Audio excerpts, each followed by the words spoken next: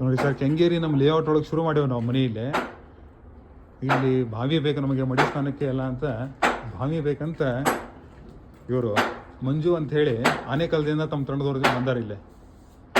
2ನೇ ಸಲ ಬಂದಿದ್ದವರು ಚೆನ್ನಾಗಿ ಕೆಲಸ ಮಾಡಿದ್ದಾರೆ. 1ನೇ ಸಲ ಬಂದಾಗ ಹೆಚ್ಚು ಕಡಿಮೆ 28 ಅಡಿ ಒಂದೇ ದಿವಸದಲ್ಲಿ 2 ದಿವಸದಲ್ಲಿ ತೆಗೆದಿದ್ದು ಇವರು. ಏನೋ ಕೆಳಗೆ ಬಂಡೆ ಬಂತು ಅಂತ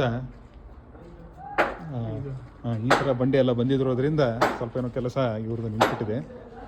ಆದರೂ